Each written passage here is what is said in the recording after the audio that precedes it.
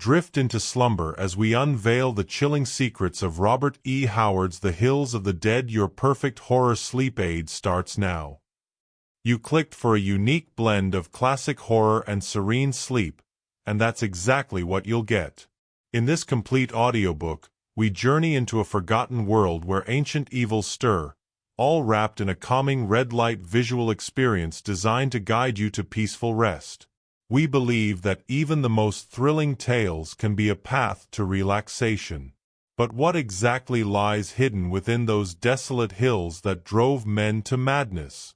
And how did Howard, a master of visceral action, craft a tale so uniquely suited for the liminal space between waking and dreaming?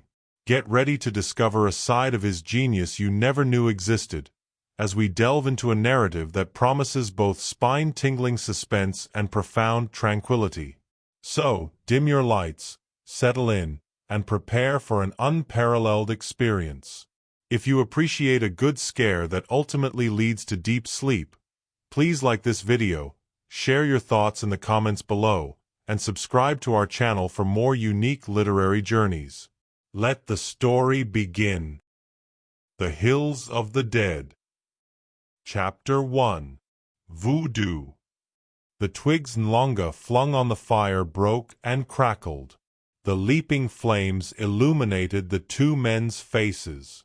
Nlonga, a voodoo man of the Slave Coast, was very old. His wizened and gnarled frame was stooped and brittle, his face creased by hundreds of wrinkles. The red firelight glinted on the human finger bones that composed his necklace. The other was an Englishman, named Solomon Kane. He was tall and broad-shouldered, clad in close-fitting black garments, the garb of a Puritan. His featherless slouch hat was drawn low over his heavy brows, shadowing his darkly pallid face. His cold, deep eyes brooded in the firelight. "You come again, brother," droned the fetish man, speaking in the jargon that served as a common language for black and white on the West Coast. "Many moons burn and die since we made a blood palaver. You went to the setting sun, but you came back." "Aye." Kane's voice was deep and almost ghostly. "Yours is a grim land, Nlonga, a red land barred with the black darkness of horror and the bloody shadows of death. Yet I have returned." Nlonga stirred the fire, saying nothing, and after a pause Kane continued. "Yonder in the unknown vastness," his long finger stabbed at the black, silent jungle that brooded beyond the firelight, "yonder lies mystery and adventure and nameless terror. Once I dared the jungle, once she nearly claimed my bones. Something entered into my blood, something stole into my soul like a whisper of unnamed sin. The jungle! Dark and brooding, over leagues of the blue salt sea she has drawn me, and with the dawn I go to seek the heart of her. Mayhap I shall find a curious adventure, mayhap my doom awaits me, but better death than the ceaseless and everlasting urge, the fire that has burned my veins with bitter longing." "She calls," muttered Nlonga. "At night she coils like a serpent about my hut and whispers strange things to me. Aya! The jungle calls. We are blood brothers, you and I. Me, Nlonga, mighty worker of nameless magic. You go to the jungle as all men go who hear her call. Maybe you live, more likely you die. Do you believe in my fetish work?" "I understand it not," said Kane grimly, "but I have seen you send your soul forth from your body to animate a lifeless corpse." "I mean Nlonga, priest of the Black God. Now watch, I make magic."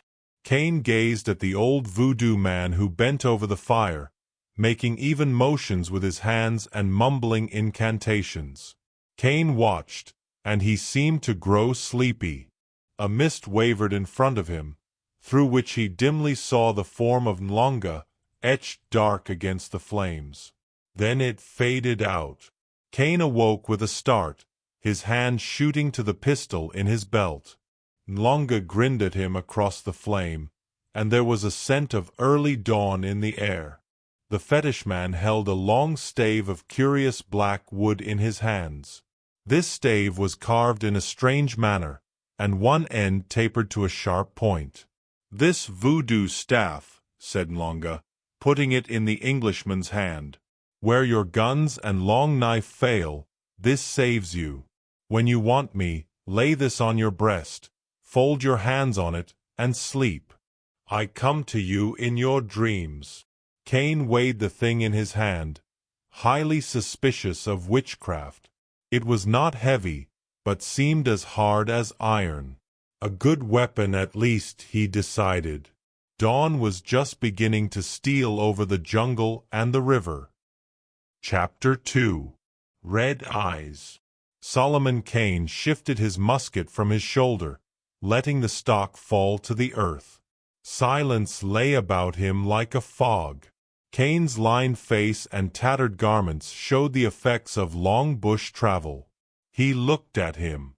Some distance behind him loomed the green rank jungle, thinning out to low shrubs, stunted trees, and tall grass. Some distance in front of him rose the first of a chain of bare, somber hills, littered with boulders, shimmering in the merciless heat of the sun. Between the hills and the jungle lay a broad expanse of rough, uneven grasslands, dotted here and there by clumps of thorn trees. An utter silence hung over the country. The only sign of life was a few vultures flapping heavily across the distant hills. For the last few days, Cain had noticed the increasing number of these unsavory birds. The sun was rocking westward, but its heat was in no way abated. Trailing his musket, he started forward slowly. He had no objective in view. This was an unknown country, and one direction was as good as another. Many weeks ago, he had plunged into the jungle with the assurance born of courage and ignorance. Having by some miracle survived the first few weeks, he was becoming hard and toughened, able to hold his own with any of the grim denizens of the fastness he dared. As he progressed, he noted an occasional lion spoor, but there seemed to be no animals in the grasslands, none that left tracks at any rate. Vultures sat like black, brooding images in some of the stunted trees, and suddenly he saw activity among them some distance beyond. Several of the dusky birds circled about a clump of high grass, dipping, then rising again. Some beast of prey was defending his kill against them, Cain decided, and wondered at the lack of snarling and roaring that usually accompanied such scenes. His curiosity was roused, and he turned his steps in that direction. At last, pushing through the grass that rose about his shoulders, he saw, as through a corridor walled with rank, waving blades, a ghastly sight. The corpse of a black man lay face down, and as the Englishman looked, a great dark snake rose and slid away into the grass, moving so quickly that Cain was unable to determine its nature. But it had a weird, human-like suggestion about it. Cain stood over the body, noting that while the limbs lay awry as if broken, the flesh was not torn as a lion or leopard would have torn it. He glanced up at the whirling vultures and was amazed to see several of them skimming along close to the earth, following a waving of the grass which marked the flight of the thing that had presumably slain the black man. Cain wondered what thing the carrion birds, which eat only the dead, were hunting through the grasslands. But Africa is full of never-explained mysteries. Cain shrugged his shoulders and lifted his musket again. Adventures he had had in plenty since he parted from Longa some moons ago, but still that nameless paranoid urge had driven him on, deeper and deeper into those trackless ways. Cain could not have analyzed this call. He would have attributed it to Satan, who lures men to their destruction. But it was but the restless, turbulent spirit of the adventurer, the wanderer, the same urge that sends the gypsy caravans about the world, which drove the Viking galleys over unknown seas, and which guides the flights of the wild geese. Cain sighed. Here in this barren land seemed neither food nor water, but he had wearied unto death of the dank, rank venom of the thick jungle. Even a wilderness of bare hills was preferable, for a time at least. He glanced at them, where they lay brooding in the sun, and started forward again. He held Nlongeres' fetish stave in his left hand, and though his conscience still troubled him for keeping a thing so apparently diabolic in nature, he had never been able to bring himself to throw it away. Now as he went toward the hills, a sudden commotion broke out in the tall grass in front of him, which was, in places, taller than a man. A thin, high-pitched scream sounded, and on its heels an earth-shaking roar. The grass parted, and a slim figure came flying toward him like a wisp of straw blown on the wind, a brown-skinned girl, clad only in a skirt-like garment. Behind her, some yards away but gaining swiftly, came a huge lion. The girl fell at Kane's feet with a wail and a sob, and lay clutching at his ankles. The Englishman dropped the voodoo stave, raised his musket to his shoulder, and sighted coolly at the ferocious feline face that neared him every instant. Crash! The girl screamed once and slumped on her face. The huge cat leaped high and wildly, to fall and lie motionless. Kane reloaded hastily before he spared a glance at the form at his feet. The girl lay as still as the lion he had just slain, but a quick examination showed that she had only fainted. He bathed her face with water from his canteen, and presently she opened her eyes and sat up. Fear flooded her face as she looked at her rescuer, and she made to rise. Kane held out a restraining hand, and she cowered down, trembling. The roar of his heavy musket was enough to frighten any native who had never before seen a white man, Kane reflected. The girl was slim and well-formed. Her nose was straight and thin-bridged. She was a deep brown in color, perhaps with a strong Berber strain. Kane spoke to her in a river dialect, a simple language he had learned during his wanderings, and she replied haltingly. The inland tribe traded slaves and ivory to the river people and were familiar with their jargon. "My village is there," she answered Kane's question, pointing to the southern jungle with a slim, rounded arm. "My name is Zuna. My mother whipped me for breaking a cooking kettle, and I ran away because I was angry. I am afraid. Let me go back to my mother." "You may go," said Kane, "but I will take you, child. Suppose another lion came along? You were very foolish to run away." She whimpered a little. "Are you not a god?" "No, Zuna. I am only a man, though the color of my skin is not as yours. Lead me now to your village." She rose hesitantly, eyeing him apprehensively through the wild tangle of her hair. To Kane she seemed like some frightened young animal. She led the way, and Kane followed. She indicated that her village lay to the southeast, and their route brought them nearer to the hills. The sun began to sink, and the roaring of lions reverberated over the grasslands. Kane glanced at the western sky. Open country was no place in which to be caught by night.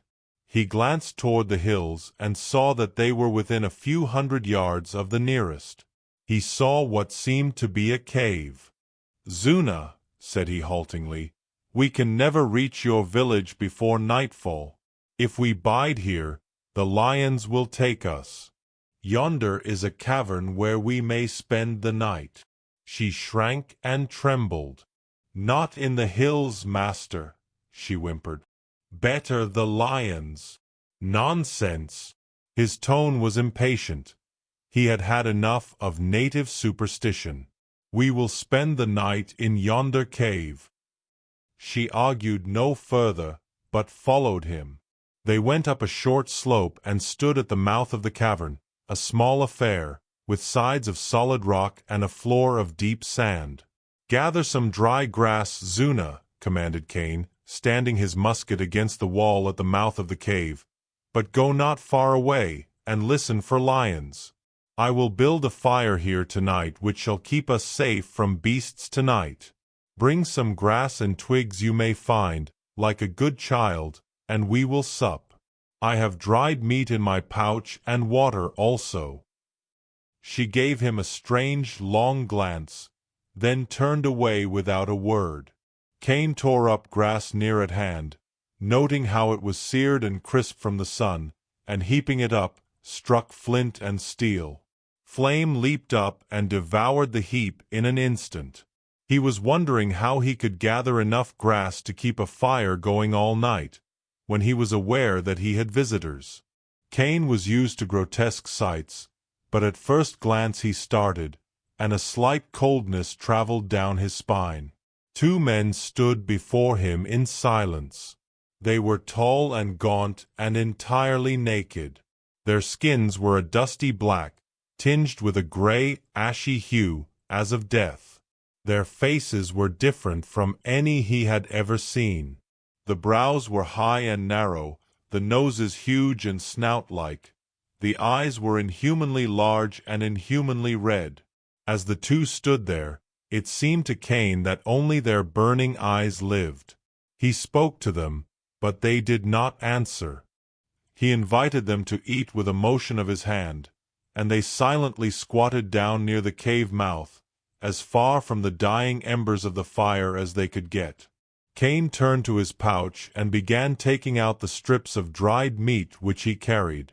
Once he glanced at his silent guests. It seemed to him that they were watching the glowing ashes of his fire, rather than him. The sun was about to sink behind the western horizon. A red, fierce glow spread over the grasslands, so that it seemed like a waving sea of blood. Cain knelt over his pouch, and glancing up, saw Zuna come around the shoulder of the hill with her arms full of grass and dry branches. As he looked, her eyes flared wide, the branches dropped from her arms, and her scream knifed the silence, fraught with terrible warning. Cain whirled on his knee. Two great forms loomed over him as he came up with the lithe motion of a springing leopard. The fetish stave was in his hand, and he drove it through the body of the nearest foe with a force that sent its sharp point out between the man's shoulders. Then the long, lean arms of the other locked about him, and the two went down together.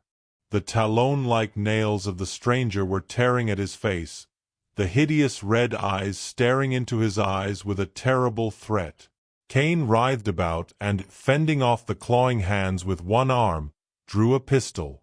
He pressed the muzzle close against the savage side and pulled the trigger.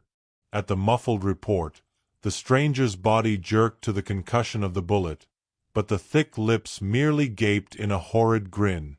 One long arm slid under Cain's shoulders, the other hand gripped his hair. The Englishman felt his head being forced back irresistibly. He clutched at the other's wrists with both hands, but the flesh under his frantic fingers was as hard as wood. Cain's brain was reeling.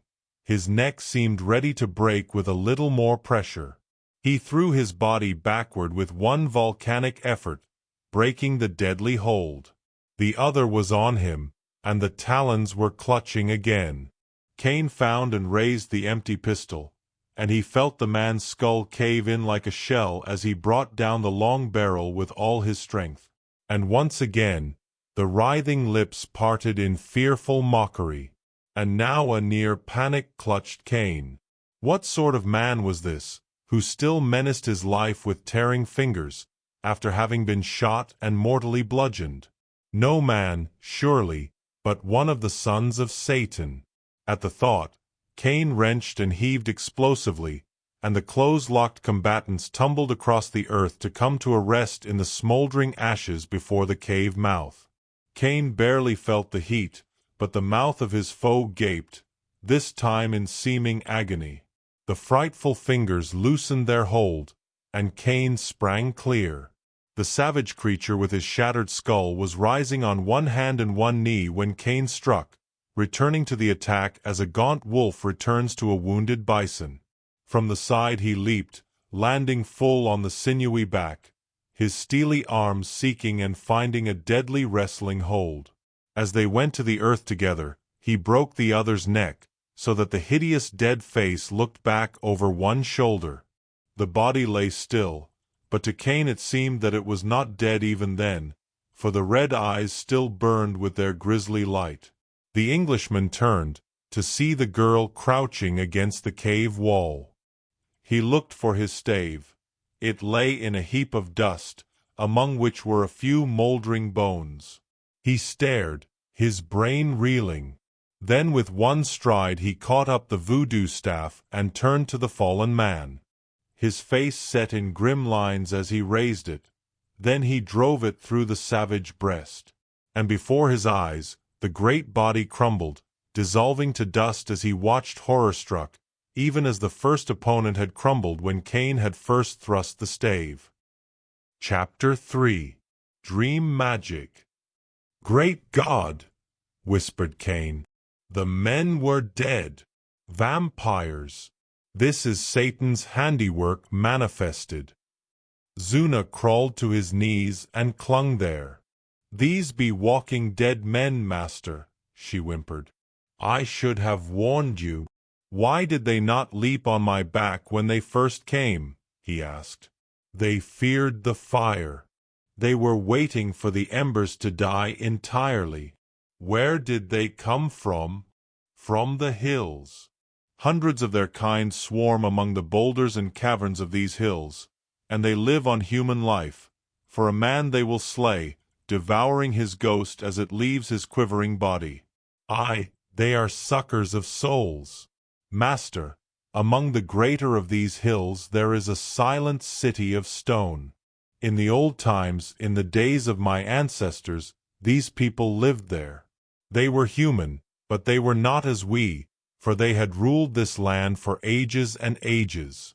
The ancestors of my people made war on them and slew many, and their magicians made all the dead men as these were. At last, all died. And for ages they preyed on the tribes of the jungle, stalking down from the hills at midnight and at sunset to haunt the jungle ways and slay and slay. Men and beasts flee them, and only fire will destroy them." "Here is that which will destroy them," said Cain grimly, raising the voodoo stave. "Black magic must fight black magic, and I know not what spell Nlonga put hereon, but—" "You are a god," Zuna decided aloud. "No man could overcome two of the walking dead men. Master, can you not lift this curse from my tribe? There is nowhere for us to flee, and the monsters slay us at will, catching wayfarers outside the village wall. Death is on this land, and we die helpless." Deep in Cain stirred the spirit of the crusader, the fire of the zealot, the fanatic who devotes his life to battling the powers of darkness. "Let us eat," said he. "Then we will build a great fire at the cave mouth. The fire which keeps away beasts shall also keep away fiends."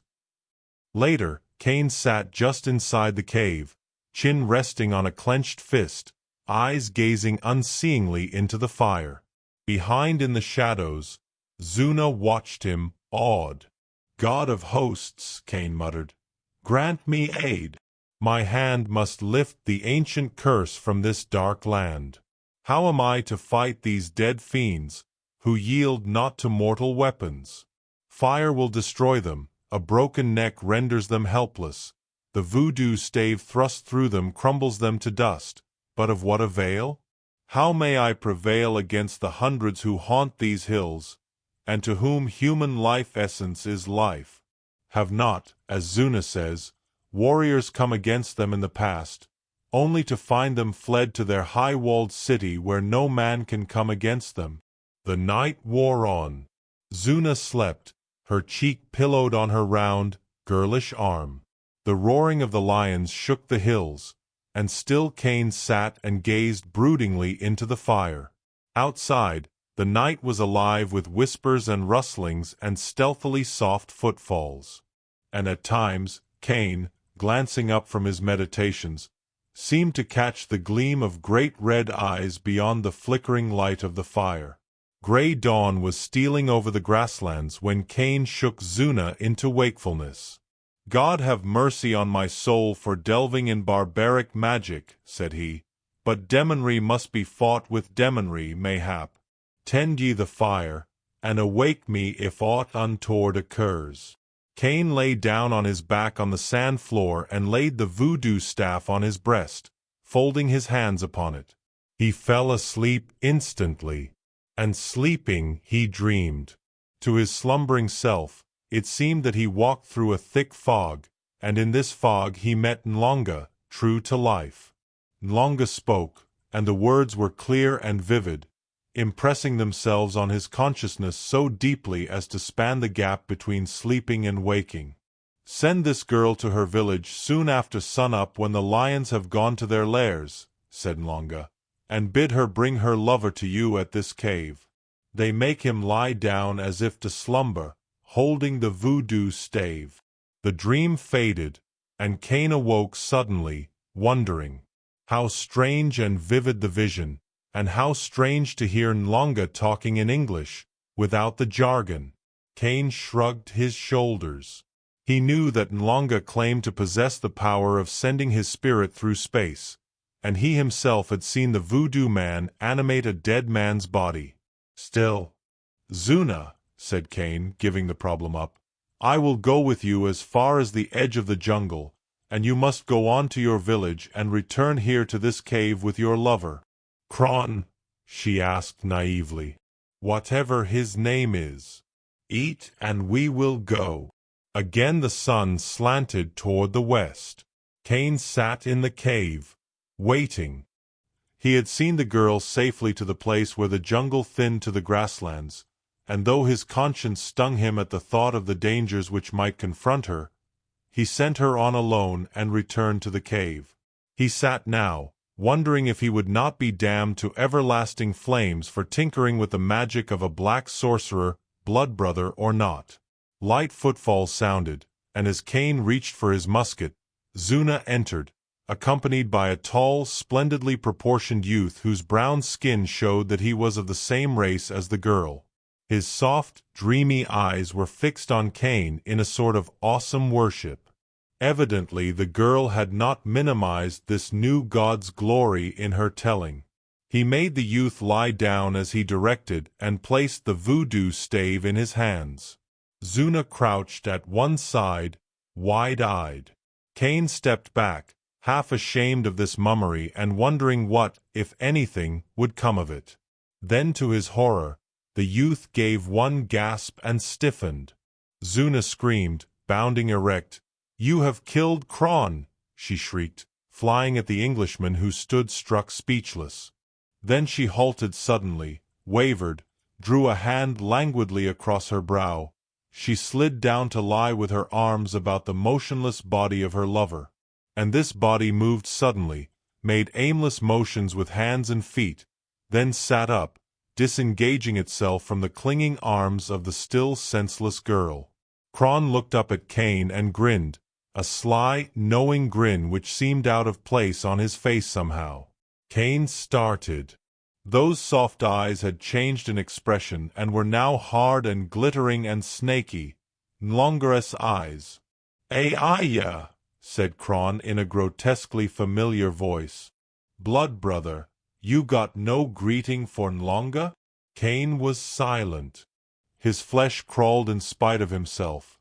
Cron rose and stretched his arms in an unfamiliar sort of way, as if his limbs were new to him. He slapped his breast approvingly. "Me Nlonga," he said in the old boastful manner. "Mighty Juju man. Blood brother, you don't know me, eh?" "You are Satan," said Cain sincerely. "Are you Cron, or are you Nlonga?" "Me Nlonga," assured the other. "My body sleeps in Juju hut on the coast many treks from here. I borrowed Cron's body for a while. My ghost travels on a 10-day march in one breath, 20 days march in the same time. My ghost goes out of my body and drives out Cron's." "And Cron is dead?" "No, he's not dead. I send his ghost to Shadowland for a while. Send the girl's ghost too, to keep him company. By and by come back." "This is the work of the devil," said Cain frankly. "But I have seen you do even foul magic. Shall I call you Nlonga or Kron?" "Kron ka. Mean Nlonga. Bodies like clothes. Mean Nlonga in here now." He rapped his breast. "By and by Kron lives here. Then he will be Kron and I will be Nlonga, same like before. Kron now lives alone.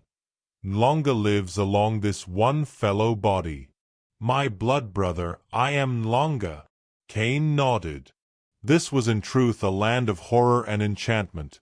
Anything was possible, even that the thin voice of Nlonga should speak to him from the great chest of Kron, and the snaky eyes of Nlonga should blink at him from the handsome young face of Kron. "This land I have known for a long time," said Nlonga, getting down to business. "Mighty Juju, these dead people. No need to waste one fellow time. I know, I talk to you in sleep. My blood brother wants to kill these dead fellows, eh?" "'Tis a thing opposed to nature," said Cain somberly. "They are known in my land as vampires. I never expected to come upon a whole nation of them." Chapter 4. The Silent City. "Now we find this stone city," said Nlonga. "Yes? Why not send your ghost out to kill these vampires?" Cain asked idly. "Ghost needs one body to work in," Nlonga answered. "Sleep now. Tomorrow we start." The sun had set. The fire glowed and flickered in the cave mouth. Cain glanced at the still form of the girl, who lay where she had fallen, and prepared himself for slumber. "Awaken me at midnight," he admonished, "and I will watch from then until dawn." But when Nlonga finally shook his arm, Cain awoke to see the first light of dawn reddening the land. "Time we start," said the fetish man. "But the girl, are you sure she lives?" "She lives, blood brother." "Then in God's name, we cannot leave her here at the mercy of any prowling fiend who might chance upon her. Or some lion might." "No lion comes. Vampire scent still lingers, mixed with human scent. A lion does not like man's scent, and he fears the walking dead. No beast comes, and, lifting the voodoo stave and laying it across the cave entrance, no dead man comes now." Cain watched him somberly and without enthusiasm. "How will that rod safeguard her?" "That is mighty Juju," said Nlonga. "You saw how a vampire turned to dust near that stave. No vampire dares touch or come near it. I gave it to you because, outside Vampire Hills, a man sometimes meets a corpse walking in the jungle when shadows are black. Not all walking dead men are here. And all must suck life from men, if not, they rot like dead wood. Then make many of these rods and arm the people with them." "No can do." Nlonga's head shook violently. "That Juju rod is mighty magic. Ancient, ancient. No man living today can tell how old that Juju stave is. I made my blood brother sleep and did magic with it to guard him. That time we spoke in the coast village. Today we scout and run. No need for it. Leave it here to guard the girl." Cain shrugged his shoulders and followed the fetish man, after glancing back at the still shape which lay in the cave. He would never have agreed to leave her so casually, had he not believed in his heart that she was dead. He had touched her, and her flesh was cold. They went up among the barren hills as the sun was rising. Higher they climbed, up steep clay slopes, winding their way through ravines and between great boulders. The hills were honeycombed with dark, forbidding caves, and these they passed warily. Cain's flesh crawled as he thought of the grisly occupants within. For Nlonga said, "These vampires, they sleep in caves most all day till sunset. These caves are full of dead men. The sun rose higher, baking down on the bare slopes with intolerable heat. Silence brooded like an evil monster over the land. They had seen nothing, but Cain could have sworn at times that a black shadow drifted behind a boulder at their approach. "These vampires, they stay hidden in the daytime," said Nlonga with a low laugh. "They are afraid of a vulture. A wise vulture. He knows death when he sees it. He pounces on a dead man and tears and eats him, whether he be lying or walking." A strong shudder shook his companion. "Great God!" Cain cried, striking his thigh with his hat. "Is there no end to the horror of this hideous land? Truly this land is dedicated to the powers of darkness." Cain's eyes burned with a dangerous light. The terrible heat, the solitude, and the knowledge of the horrors lurking on either hand were shaking even his steely nerves. "Keep on your hat, blood brother," admonished Nlonga with a low gurgle of amusement. "The sun, it will strike you dead if you do not look out." Cain shifted the musket he had insisted on bringing and made no reply. They mounted an eminence at last and looked down on a sort of plateau. In the center of this plateau was a silent city of gray and crumbling stone. Cain was smitten by a sense of incredible age as he looked. The walls and houses were of great stone blocks, yet they were falling into ruin. Grass grew on the plateau, and high in the streets of that dead city. Cain saw no movement among the ruins. That is their city. Why do they choose to sleep in the caves? Perhaps a stone falls on them from a roof and crushes them. These stone huts, they will fall down soon. Perhaps they do not like to stay together. Perhaps they eat each other too. "Silence," whispered Cain. "How it hangs over all. These vampires do not talk nor yell. They are dead. They sleep in caves, wander at sunset and at night. Perhaps if the bush tribes come with spears, these vampires go to the stone kraal and fight behind walls." Cain nodded. The crumbling walls which surrounded that dead city were still high and solid enough to resist the attack of spearmen, especially when defended by these snout-nosed fiends. "Blood brother," said Nlonga solemnly, "I have a mighty magic thought. Be silent for a little while." Cain seated himself on a boulder, and gazed broodingly at the bare crags and slopes which surrounded them. Far away to the south he saw the leafy green ocean that was the jungle. Distance lent a certain enchantment to the scene. Closer at hand loomed the dark blotches that were the mouths of the caves of horror. Nlonga was squatting, tracing some strange pattern in the clay with a dagger point. Cain watched him, thinking how easily they might fall victim to the vampires if even 3 or 4 of the fiends should come out of their caverns. And even as he thought it, a black and horrific shadow fell across the crouching fetish man. Cain acted without conscious thought. He shot from the boulder where he sat, like a stone hurled from a catapult, and his musket stock shattered the face of the hideous thing who had stolen upon them. Back and back Cain drove his inhuman foe, staggering, never giving him time to halt or launch an offensive, battering him with the onslaught of a frenzied tiger. At the very edge of the cliff the vampire wavered, then pitched back over, to fall for 100 feet and lie writhing on the rocks of the plateau below. Nlonga was on his feet pointing. The hills were giving up their dead. Out of the caves they were swarming, the terrible black silent shapes. Up the slopes they came charging and over the boulders they came clambering, and their red eyes were all turned toward the 2 humans who stood above the silent city. The caves belched them forth as on an unholy judgment day. Nlonga pointed to a crag some distance away, and with a shout started running fleetly toward it. Cain followed. From behind boulders Taloned hands clawed at them, tearing their garments. They raced past caves, and mummified monsters came lurching out of the dark, gibbering silently, to join in the pursuit. The dead hands were close at their back when they scrambled up the last slope and stood on a ledge which was the top of the crag.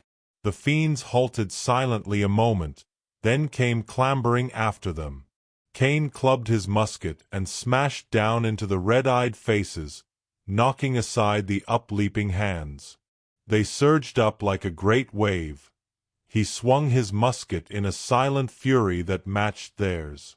The wave broke and wavered back, then came on again. He could not kill them. These words beat on his brain like a sledge on an anvil as he shattered wood-like flesh and dead bone with his smashing swings. He knocked them down, hurled them back, but they rose and came on again. This could not last. What in God's name was Nlonga doing? Cain spared one swift, tortured glance over his shoulder. The fetish man stood on the highest part of the ledge, head thrown back, arms lifted as if in invocation. Cain's vision blurred to the sweep of hideous faces with red, staring eyes. Those in front were horrible to see now, for their skulls were shattered, their faces caved in, and their limbs broken. But still they came on, and those behind reached across their shoulders to clutch at the man who defied them. Cain was red, but the blood was all his. From the long withered veins of those monsters no single drop of warm red blood trickled.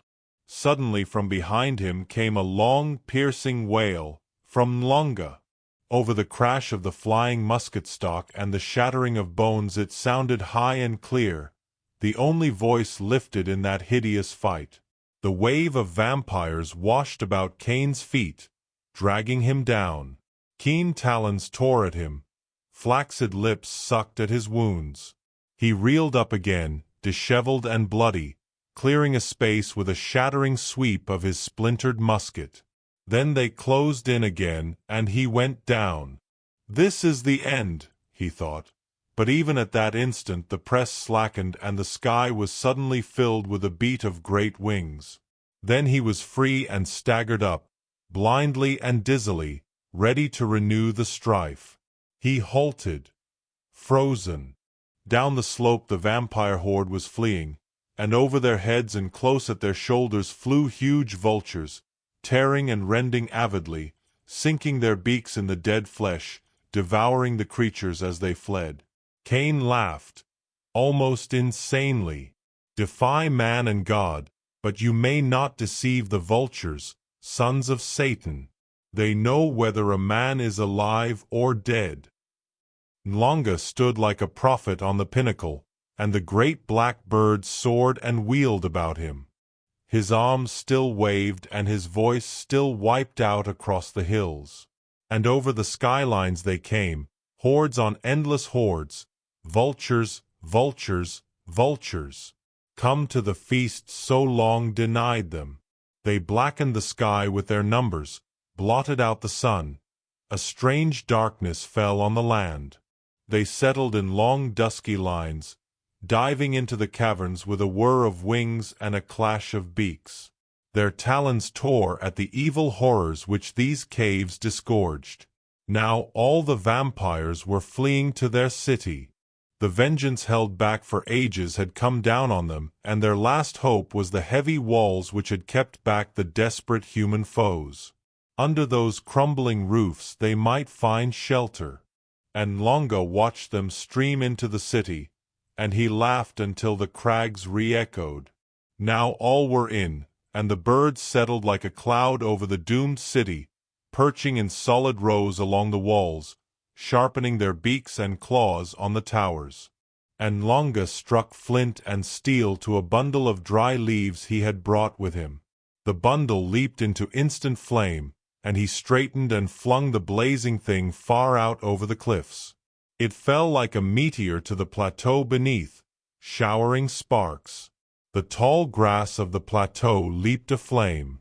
From the silent city beneath them, fear flowed in unseen waves, like a white fog. Cain smiled grimly. "The grass is severe and brittle from the drought," he said. There has been even less rain than usual this season. It will burn swiftly." Like a crimson serpent the fire ran through high, dead grass. It spread, and Cain, standing high above, yet felt the fearful intensity of the hundreds of red eyes which watched from the stone city. Now the scarlet snake had reached the walls and was rearing as if to coil and writhe over them. The vultures rose on heavily flapping wings and soared reluctantly. A vagrant gust of wind whipped the blaze about and drove it in a long red sheet around the wall. Now the city was hemmed in on all sides by a solid barricade of flame. The roar came up to the two men on the high crag. Sparks flew across the wall, lighting in the high grass in the streets. A score of flames leaped up and grew with terrifying speed. A veil of red cloaked streets and buildings, and through this crimson, whirling mist Cain and Longa saw hundreds of dark shapes scamper and writhe, to vanish suddenly in red bursts of flame. There rose an intolerable scent of decayed flesh burning. Cain gazed, awed. This was truly a hell on earth. As in a nightmare he looked into the roaring red cauldron where dark insects fought against their doom and perished. The flames leaped 100 feet into the air, and suddenly above their roar sounded one bestial, inhuman scream like a shriek from across nameless gulfs of cosmic space, as one vampire, dying, broke the chains of silence which had held him for untold centuries. High and haunting it rose, the death cry of a vanishing race. Then the flames dropped suddenly. The conflagration had been a typical grass fire, short and fierce. Now the plateau showed a blackened expanse and the city a charred and smoking mass of crumbling stone. Not one corpse lay in view, not even a charred bone. Above all whirled the dark swarms of the vultures, but they, too, were beginning to scatter. Cain gazed hungrily at the clean blue sky. Like a strong sea wind clearing a fog of horror was the sight to him. From somewhere sounded the faint and far-off roaring of a distant lion. The vultures were flapping away in black, straggling lines. Chapter 5. Palaver Set. Cain sat in the mouth of the cave where Zuna lay, submitting to the fetish man's bandaging. The Puritan's garments hung in tatters about his frame. His limbs and breast were deeply gashed and darkly bruised, but he had sustained no mortal wound in that deadly fight on the cliff. "Mighty men we are," declared Longa with deep approval. "Vampire City is silent now, surely. No walking dead men live among these hills." "I do not understand," said Cain, resting chin on hand. "Tell me, Longa, how have you done these things? How did you speak with me in my dreams? How did you enter the body of Kron, and how did you summon the vultures?" "My blood brother," said Longa, discarding his pride in his pidgin English, to drop into the river language understood by Cain, "I am so old that you would call me a liar if I told you my age. All my life I have worked magic, sitting first at the feet of mighty juju men of the south and the east. Then I was a slave to the Bukra and learned more. My brother, shall I span all these years in a moment and make you understand with a word what has taken me so long to learn? I could not even make you understand how these vampires have kept their bodies from decay by drinking the lives of men. I sleep and my spirit goes out over the jungle and the rivers to talk with the sleeping spirits of my friends. There is a mighty magic on the voodoo staff I gave you, a magic out of the old land which draws my ghost to it as a white man's magnet draws metal." Cain listened, unspeaking, seeing for the first time in Longa's glittering eyes something stronger and deeper than the avid gleam of the worker in black magic. To Cain it seemed almost as if he looked into the far-seeing and mystic eyes of a prophet of old. "I spoke to you in dreams," Longa went on, "and I made a deep sleep come over the souls of Kron and of Zuna, and removed them to a far, dim land, whence they shall soon return, unremembering. All things bow to magic, blood brother, and beasts and birds obey the master words. I worked with strong voodoo, vulture magic, and flying people in the air gathered at my call. These things I know and am a part of, but how shall I tell you of them? Blood brother, you are a mighty warrior, but in the ways of magic you are lost as a little child lost. And what has taken me long dark years to know, I may not divulge to you so you would understand. My friend, you think only of bad spirits, but were my magic always bad, should I not take this fine young body in place of my old, wrinkled one and keep it? But Kron shall have his body back safely. Keep the voodoo staff, blood brother. It has mighty power against all sorcerers and serpents and evil things. Now I return to the village on the coast where my true body sleeps. And what of you, my blood brother? Cain pointed silently eastward. The call grows no weaker. I'm going. Nlonga nodded, held out his hand. Cain grasped it. The mystical expression had gone from the fetish man's face, and the eyes twinkled snakily with a sort of reptilian mirth. Me go now, blood brother, said the fetish man, returning to his beloved jargon, of which knowledge he was prouder than all his conjuring tricks. You take care, the jungle, she will still pluck your bones. Remember that voodoo stave, brother. Ayah, palaver done. He fell back on the sand, and Cain saw the keen, sly expression of Nlonga fading from the face of Kron. His flesh crawled again. Somewhere back on the slave coast, the body of Nlonga, withered and wrinkled, was stirring in the juju hut, rising as if from a deep sleep. Cain shuddered. Kron sat up, yawned, stretched and smiled.